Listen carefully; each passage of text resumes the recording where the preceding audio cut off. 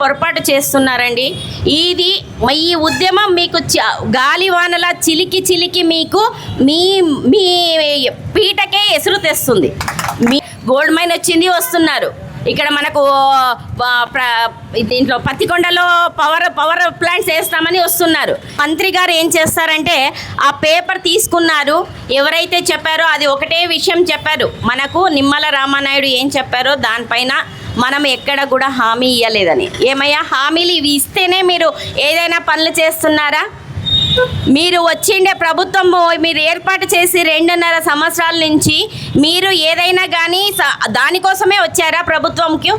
ప్రభుత్వంలో ఏదైతే ఎక్కడైతే అభివృద్ధి లేదో అక్కడ అభివృద్ధి చేయడమే ప్రభుత్వం ముఖ్యమైన బాధ్యత. ఇక్కడ మనకు అభివృద్ధి లేదురాపా, మనకు విద్య వైద్య అన్నిట్లోనూ వెనక ఉన్నాము. సాగునీరు లేదు, త్రాగునీరు లేదు, బతకడానికి కావలసిన త్రాగునీరు కూడా లేదు. ఈ త్రాగునీరు లేని మన సమస్యలను మనం గోడు చెప్దామన్నా వినడానికి సమయం లేదు. అంతగా వాళ్ళకు ఒక్క సమయం లేకుండా ప్రజల సమస్యను వినకుండా ఇక్కడ మాత్రం మనకు ఇక్కడ 5 నియోజకవర్గాల్లో మనం గెలిచేయాలి. మనం ఇక్కడ వచ్చే ఎలక్షన్ ఇప్పుడు మనకు ఆల్రెడీ నోటిఫికేషన్ వస్తే మాత్రం మేము గెలిచాలి అంటారు. అంటే ప్రజలు వద్దు, కానీ ప్రజల నుంచి ఇక్కడ మీకు ఓట్లు కావాలి. అది ఎట్లా మీకు సాధ్యపడుతుంది అనేది ఒక్కసారి మీరు ఆలోచిస్తే, మనము ఇక్కడ ఎండగడతా ఉండేది ఎవరిని? నాయకుల్ని ఎండగట్టాలన్నా, ఇక్కడ మనం లోకల్గా ఉండే నాయకుల్ని ఎండగట్టాలా, పైనుంచి మనకు స్టేట్లో ఉండే నాయకుల్ని ఎండగట్టాలా అంటే మనము అందరినీ ఎండగట్టాలి. ఈరోజు మనం చేస్తుండే ధర్మం ఎక్కడైతే ఉంటుందో అక్కడ దైవం ఉంటుంది. దైవం ఎక్కడ ఉంటుందంటే విజయం అక్కడే ఉంటుంది. విజయం మాకు ఎప్పటికైనా వరిస్తుంది. ఇది మీరు ఈరోజు మీరు మమ్మల్ని పట్టించుకోవట్లేదు. ఎందుకంటే ఇది ఏదో ఉద్యమం నడుస్తుందిలే అయిపోతుందిలే అనుకుంటున్నారేమో, కానీ చాలా పొరపాటు చేస్తున్నారండి.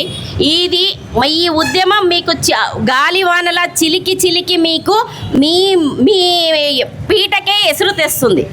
మీరు ఏమనుకుంటున్నా కూడా ఈ ఉద్యమం మనకేమీ చెయ్యదు, మేము ఎట్లున్నా గెలుస్తాము, మేము డబ్బులు పెట్టి గెలుచుకుంటాము ఓట్లు అనుకుంటే మీరు పప్పులో కాలేసినట్టే. ఈ ఉద్యమం మీకు ప్రతి ఒక్కరి మనసులో బాగా నాటుకుపోయింది. ఇది దానికి మంచి నిదర్శనం ఏమి అంటే మనము చేసిన బందులు.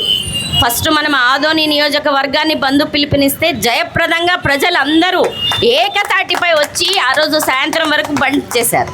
తర్వాత 5 నియోజకవర్గాల బంధు పిలిచిన ప్రతి ఒక్క ప్రజలు, ఎందుకంటే 5 నియోజకవర్గాల్లో ఉన్న ప్రజలందరూ ఏ పొలిటికల్ పార్టీ ఇక్కడ ఇన్వాల్వ్మెంట్ లేకుండా స్వచ్ఛందంగా మనకు జేఏసీ తరఫు నుంచి ఇచ్చిండే పిలుపుకు అది కూడా మనకు జయప్రదం చేశారు. అంటే దీనిపై ఇంకా మనం ఇంకా ఏమి చూపియాలి, ప్రభుత్వానికి ఏమి చూస్తే వాళ్ళు కనికరిస్తారు అనేది నాకు తెలియదు. కానీ ఇక్కడ మనకు ఒక్కటి ఏమంటే 258 రోజుల నుంచి తీసుకొచ్చారని చెప్పొచ్చు. మనకు ఆదినారాయణ రెడ్డి సార్ గారు, తర్వాత మల్లికార్జున సారు, సుభాష్ చంద్రబోస్ సార్ గారు, కుమార్ సారు ఈ 100 గంటలు నిరవధిక సమ్మెను చేస్తూ వాళ్ళు ఎంత అదే స్థానంలో కూర్చొని వాళ్ళు ఇక్కడ మన ఆదోని జిల్లా కావాలి అని ఎంత బలమైన సందేశాన్ని మనకు అందించారు.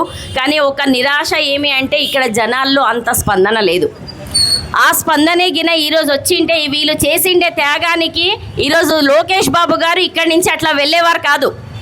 నిరసన అనేది వాళ్ళకి సెగ తగలకుండానే వెళ్ళిపోతున్నారు. ఆ సెగ తగిలిండే రోజు నిజంగా మన ఆదోని జిల్లా కంపల్సరిగా ఖచ్చితంగా వాళ్ళు అనౌన్స్ చేయాల్సిందే. ఇక్కడ వచ్చి ఏ నాయకులైతే మనకి ఇక్కడ నుంచి రెవెన్యూ తీసుకెళ్తున్నారు, ఎందుకంటే గోల్డ్ మైన్ వచ్చింది వస్తున్నారు. ఇక్కడ మనకు దీంట్లో పత్తికొండలో పవర్ ప్లాంట్స్ వేస్తామని వస్తున్నారు. ఇక్కడ అన్నీ కావాలి, కానీ ఇక్కడ ప్రజల గోడు మాత్రం వాళ్ళకి కాబట్టలేదు. దయచేసి ఒక్కసారి దీనిపైన దృష్టి పెట్టండి చంద్రబాబు నాయుడు గారు, తర్వాత మీకు లోకేష్ గారు, మీ అందరికీ చెప్తున్నాము. ఇక్కడ లోకల్ నాయకులకి కూడా మేమేమంటున్నామంటే ఇక్కడ మీరు చూసి చూడనట్టు ఉంటున్నారు. ఇది మీకు సమంజసం కాదు.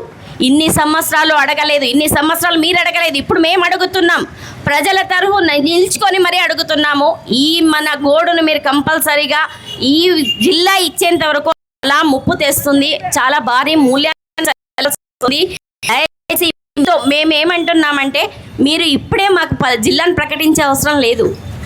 జిల్లా వస్తుందయ్యా, కంపల్సరీగా డీలిమిటేషన్ అయిన తర్వాత వస్తుంది అనే ఒక్క మాట మీరు నిన్న అనింటే మీ టీడీపీ పార్టీకి చాలా బలమైన వాయిస్ ఉంటుండేది. కానీ మీరు అట్లా చెప్పకుండా ఇట్లా చెప్పారు.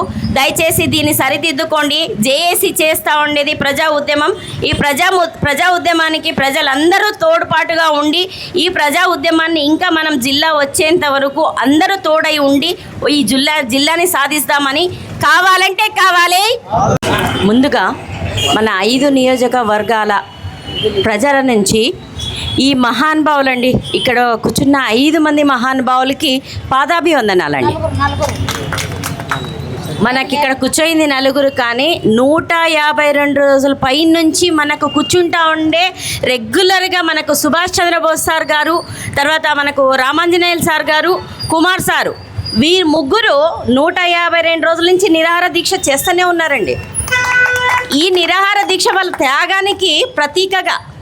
ఎందుకంటే ఈరోజు మనకు ఆదినారాయణ రెడ్డి సారు, మల్లికార్జున సారు ఇప్పుడు మనకు 100 గంటలు మాత్రమే ఇప్పుడు కూర్చున్నారు. కానీ 152 రోజుల నుంచి మీరు ఎవరు చూసినా కూడా ఈ ముగ్గురు నిరాహార దీక్ష తప్పకుండా ఎక్కడ కూడా దీక్షను విరమించకుండా వాళ్ళు 152 రోజుల నుంచి దగ్గర వాళ్ళు ముగ్గురు చేస్తున్నారు.